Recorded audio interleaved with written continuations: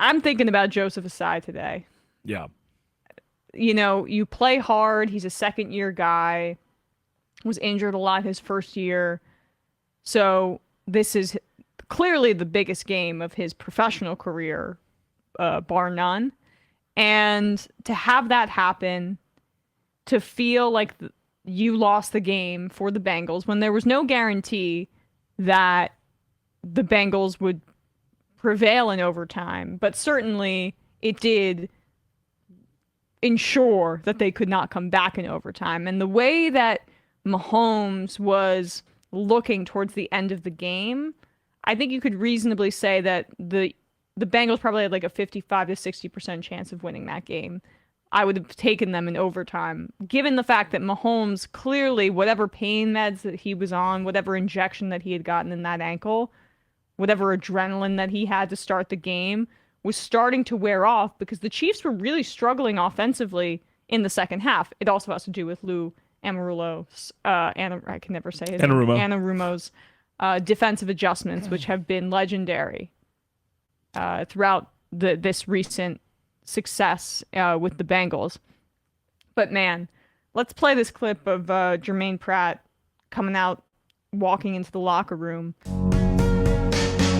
Put a break screen on. Sorry, meant to put you on. Oh, good.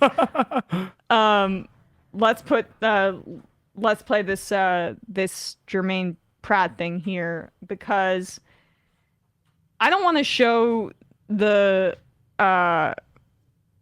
video of Ossai crying on the sideline. I mean, the CBS cameras lingered on him enough. There was also footage of Ossai in the locker room, being asked about this by reporters, and BJ Hill, former Giant, taken 69th overall, named BJ, whatever. He was essentially telling the media to back off, but this is independent of Ossai in general. This was just like the frustration in the locker room that was palpable. And you don't usually see these moments. Pratt, as he walked in. Oh, not good! This motherfucker last year! The fuck? Why the fuck did you cut the quarterback?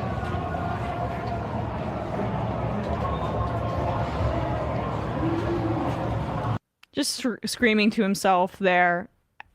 Basically, can't touch the quarterback. But originally, his first sentence there was, "This is my motherfucking last year." And this matters to these guys. I mean, he might not be there next year. This is the end of a run for a group of men. And they've been in it together. They fought hard together. And the reality of these teams is that while the decals on the helmet and the jerseys stay the same, unless, you're rebranding, but stay relatively the same, the locker rooms won't look the same, and there will be many, many guys who won't be there anymore, and that was their last chance with that group of teammates that they love. Yeah, and I just want to be clear too before I get into the reactions after the game that no one is saying that football is not a cruel sport, and I don't mean that just physically. I mean emotionally and mentally. Yeah. These moments, whether we like it or not, will reverberate within the minds of these players and emotionally affect them for the rest of their lives. And that's not being dramatic. That's just the truth. The reason we remember guys' names like Brandon Bostic, the reason why we remember a guy like Brandon Bostic is because he missed the onside kick that led the Seahawks to go to the Super Bowl and ultimately win the Super Bowl. The reason why we remember a guy's name like Hank Baskett is because Hank Baskett couldn't get a fumble when he was on the Packers, and the Packers lost the Super Bowl. How about Kyle Williams, the punt returner for the 49ers, right, who essentially set the Giants up in overtime to go to the Super Bowl? It's all, it went off of his shin. When these guys, when their careers are all said and done, and I mean specifically people in this camp of like guys who famously made a mistake to swing the outcome of a game, this is what they'll be remembered for. And not entirely. Of course, some of these people can continue to go on to have amazing careers. Ossai is 22 years old. This is his second year. And he had a really solid game before that, played, too. He played very, very well throughout. the entirety of that game. And honestly, in the second half of the season, he was an extremely reliable pass rusher for them. He has a bright future, no questions about it. And this should not, once the dust settles, once the shock of this moment subsides, he should be able to hang his hat on that he is going to be a very productive, very good player in this league, no matter where he ends up, and that this is not the end of his story. But that doesn't negate how exhausting it must feel to not only have been a part of this moment, but to know how much it will reverberate for a very long time, especially given the amplification of social media and things like that. Great point. And yeah. So with all that being said, I saw some people on Twitter and I saw some people looking at this moment from Pratt kind of being like, oh, Jermaine Pratt should take notes from BJ Hill as a teammate. I don't want to make this a matter of kind of saying that Jermaine Pratt is being a bad guy for expressing this frustration.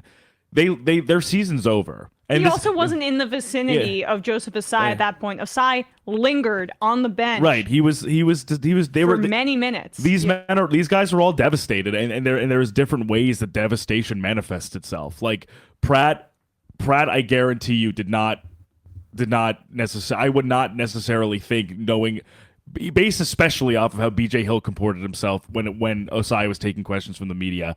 I don't really think behavior like that, where blame would be pitted on one person, would be necessarily tolerated in this locker room.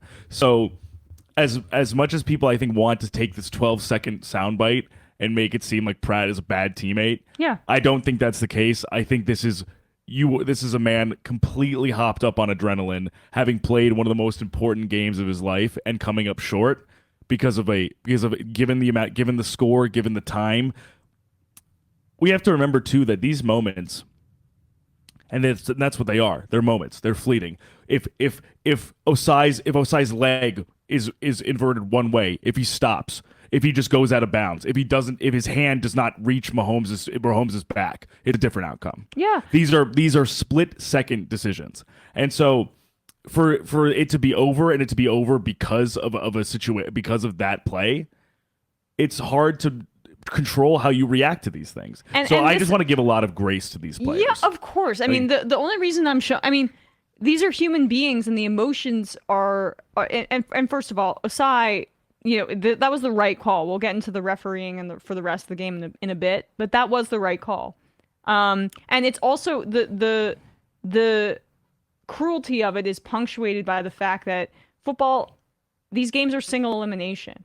I mean, it's why we love the sport. It's why I love it more, to watch it more than any other sport, because of the drama of it. I mean, there's nothing that gets, the emotions could not be higher and the stakes could not feel higher than, in a single elimination setting like this, as opposed to a 7-game series in hockey or basketball or whatever. I mean, I'm not saying that those series aren't beautiful in their own way, but they're more fluid as opposed to having this kind of moment, and they have different contours, like in the sense that there are ups and downs and miraculous moments and disappointing moments and upsetting moments that cover the span of like a week and a half, essentially. Right. All of these moments are compressed into 3.5, 4 hours max. Exactly. With pregame and postgame included. Like the Bengals season at the beginning of this game was, we are one game away from punching our ticket to the Super Bowl. 4 hours later, their season is over, and they have 6 months until this next season. And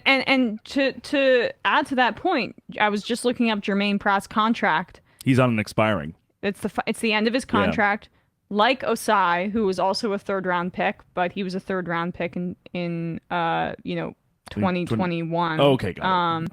Jermaine Pratt's contract's expired, and so people who like to say these are spoiled, wealthy athletes realize their contract, each of them, around $4 million for 4 years, $5 million in between, because Pratt was taken, I guess, a little bit later, or 72nd overall versus 69th overall. So Jermaine Pratt has made a little bit less money, and the money has gone up since he got drafted.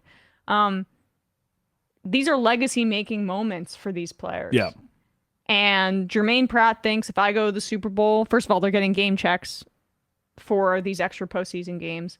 Jermaine Pratt thinks, if I go to the Super Bowl, I make a play, I can cement my legacy, get a big contract, and then maybe have a a little bit more money that I make in 3 or 4 years left that I have in the NFL, most likely, set my family up for the rest of our lives. Like this doesn't, I know that for everyday people, wow, $4 million over 4 years, that sounds like a lot of money. Well, this is what they've trained to do, and they're trying to cash in right now on one particular moment. And there's a limit on this career. There's That's always a limit. It'll be over soon. And a few people were highlighting how Pratt had trouble tackling Isaiah Pacheco, and being like, oh, like this is what you were doing while you were critiquing Ossai. And the thing is, like, fair enough that he had a few tough plays, but at the same time, all of these things are cumulative in a loss. It's not one play. It's not why are you pitting players against each other when they don't feel that way at all? It's not one missed play. It's not one missed tackle. It's not one penalty. Neither thing would have mattered if the Bengals were up 45-20. Yeah. They would have been footnotes for roughing the passer. But because it was a tie game at the fourth quarter, every single moment counts. And all of these things do not happen in a vacuum, or do not happen in a or unnecessary roughness, we should say, because he was out of the pocket. But, right. And so none of these moments are, all of them build on each other. They're not isolated. Yeah. Like not one thing or one play lost this game for the Bengals. Well, but in the context of the score, in the context of the time when it happened, this is the swinging play. But I always look at these things where with the idea that they always matter within the context that they are played. Yes. A roughing the passer penalty doesn't really matter if your team is up 4 touchdowns.